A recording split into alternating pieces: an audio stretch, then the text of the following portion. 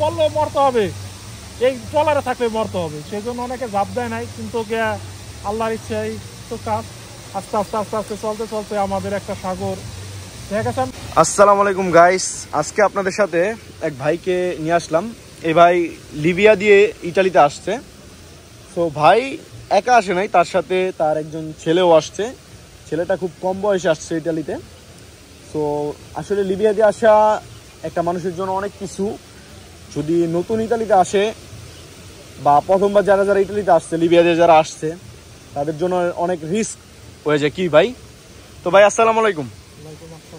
ভাই একটু জোরে কথা বললেন ভাই। আপনার নাম? আমার নাম মোহাম্মদ ইমদাদ। মোহাম্মদ ইমদাদ। ইমদাদ। তো ভাই আপনি লিবিয়া দিয়ে ইটালিতে আসছেন? জি ভাই। তো ইটালি আসতে আপনার ভাই কত টাকা খরচ হয়েছে আপনার আর আপনার ছেলের, যদি আমাদের দর্শকদের বলতেন? ভাই লিবিয়া দিয়ে আসতে আমাদের 30 লক্ষ টাকা খরচ হয়েছে। 30 লক্ষ দুইজনের? আপনারা কি প্রথমবারই চলে আইছেন নাকি আপনাদের কোনো সমস্যা হয়েছিল লিবিয়াতে? না, সমস্যা হয়েছে, আমরা দুইবার ধরা খাইছি লিবিয়াতে। হ্যাঁ। তারপরে জেলে ছিলাম, এদিকে দালালে ছাড়াই নিছে। পরে একবার ধরা খাইছি, একখানে রাখছে, পরে একদিন পরে দালালে ছাড়াই নিছে। পরে আবার ধরা খাইছি, দালালে ওই সময়ও ছাড়াই নিছে। পরে 3 বারের মাথায় আমরা গেম দিয়ে সাকসেসফুল হয়েছি। যাক, 3 বারে আপনারা মানে সাকসেস হয়েছেন। তো এখন আপনারা ইটালিতে আসার পরে আপনারা প্রথম কোন শহরে আপনাদের ডিপোর্ট করছে বা কোথায় রাখছে আপনাদের? প্রথমে আমরা প্রথমে ছিলাম আপনার সিসিলিয়া একদিন, তারপরে আমাদেরকে নিয়ে আসতে হলো আপনার পেরুজিয়া, গোয়ালদো, কাপানিয়া। ওখানের থেকে আমরা মানে ওখানে 6 মাস ছিলাম। 6 মাস পর আমাদের ওখানে থেকে চেঞ্জ করে আমাদের এই তেমনি শহরে নিয়ে আসো। তেরনি। তারপরে এখন ঘুরতেছি ভাইজান, কাজ কাম নাই, অনেক পেরেশানিতে আছি, অনেক যানবাজি রেখে ইটালি আসলাম কাজ কামের খোঁজে। কাজ ইটালি আপনার কয় বছর হয়েছে ভাই বললেন? আমার 1.5 বছর হয়েছে ভাইজান। 1.5 বছর? 1.5 বছর এখনো আপনি কাজ কাম পান না এখানে? না ভাইজান, কাজ কাম পাইছি বলতে টুকটাক কাজ কাম পাইছি, সেই কাজ বলা হয় না। কোনো একটা না কোনো কাজ পাই নাই। 1.5 বছরের মধ্যে আমি 2-3 মাস কাজ করছি, সুডা কাজ, কিন্তু আমার কোনো পরিচিত লোকজন নাই দেখে আমি কোনো কাজ কাম কিছুই পাইনি। আচ্ছা, এই ভিডিওর মাঝখানে আমি একটা কথা বলে রাখি, যদি কোনো ভালো জায়গায় কারো লোক লাগে ইটালি তেরনি শহরের মধ্যে বা রোমের মধ্যে, কারণ সে যাই আসা যাতে কাজ করতে পারে, এরকম যাতে কোনো কাজ যদি কারো ভালো বেতনে থাকে কন্ট্রাক্ট সহ, অবশ্যই আমার ভিডিওতে কমেন্ট করবেন। ঠিক আছে ভাই, অনেক ভালো একজন লোক ইমদাদ ভাই।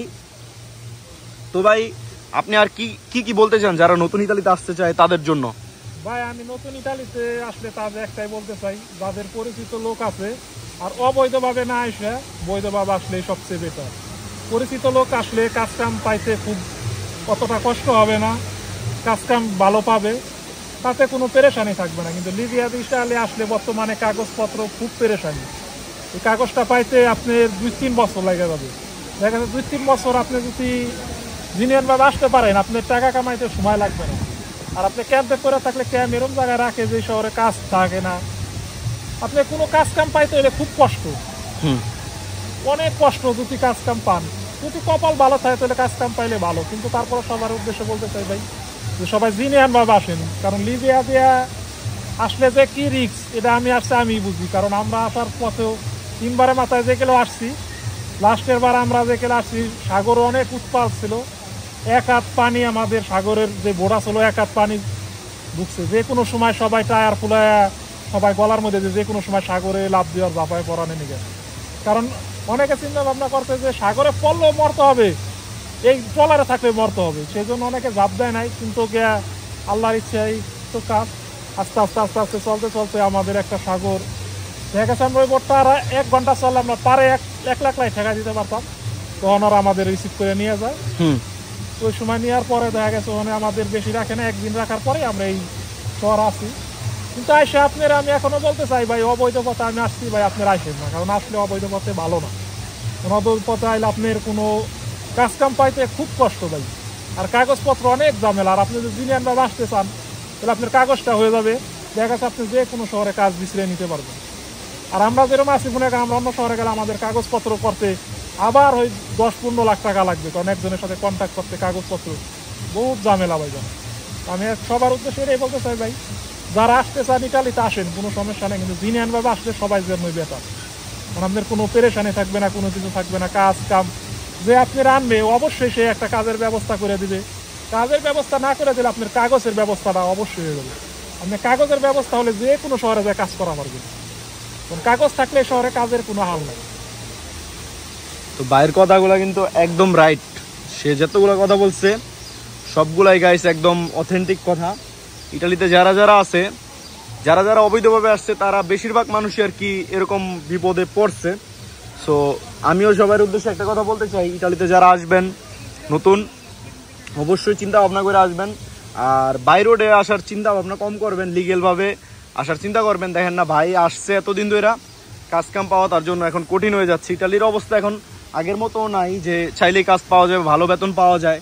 হ্যাঁ আছে, আপনার কাজ আছে, কিন্তু ভালো বেতনও দেয় না। কিছু কিছু বাংলাদেশিদের বা বিদেশিদের কারণে ধরেন আপনি একটা কাজে ঢুকবেন, হলো যেখানে ধরেন একজন কাজ পাড়ার লোক ঢুকবো কাজে 2000 টাকা বেতনে, ওইখানে আপনারা দিয়ে করাইতে পারতেছে ইটালিয়ানরা হোক, চায়না হোক, 1000 বা 900 টাকা বেতনে।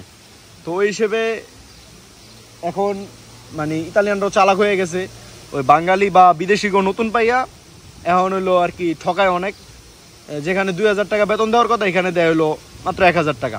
তো এইগুলা থেকে বাটপার থেকেও বিরত থাকবেন, কাজ কাম ওইভাবে খুঁজে নেবেন। সো যাই হোক, ভিডিওটা আজকে এই পর্যন্তই ছিল। ভিডিওটা কি কোথা থেকে দেখলেন অবশ্যই কমেন্ট করে জানাবেন। ভিডিওটা ভালো লাগলে অবশ্যই চ্যানেলটিকে সাবস্ক্রাইব এবং ফেসবুক পেজটিকে লাইক কমেন্ট করবেন। তো যাই হোক, নেক্সট কোনো একটা ভিডিও দেখা হবে। সবাই ভালো থাকবেন, সুস্থ থাকবেন। তো ভাই সবার থেকে বিদায় নিয়ে নেন। আসসালামু আলাইকুম ভাই। সবাই চিন্তা ভাবনা করেই ইটালিতে পা দিবেন ভাই। আসলে এই যে লাখ লাখ টাকা কামাতে পারবেন, এটা কিন্তু সঠিক শিওর না। যেভাবেই আসেন, কারণ 20 লাখ 25 লাখ টাকা খরচা করে এদেশে আসবেন, চিন্তা ভাবনা করবেন ভাই। আমরা চিন্তা ভাবনা করি নাই, ফুট করে চলে আসছি, এখন আইসে মনে করেন অনেক বিপদে পড়ছি। কারণ যেই আসবেন ভাই যান, ওরম লোক পাইলেই আসবেন, নইলে চিন্তা ভাবনা করে কোনটা করলে ভালো হবে ওইভাবে চিন্তা ভাবনা করে ভাই এই দেশে পাড়া দিবেন ভাই, যে আমার গেলেই ভালো হবে না এনে থাকলে ভালো হবে। এই উদ্দেশ্যে সবার জন্য রাখতেছি ভাই। আসসালামু আলাইকুম। তো ওকে, সবাই ভালো থাকেন। আসসালামু আলাইকুম, আল্লাহ হাফেজ।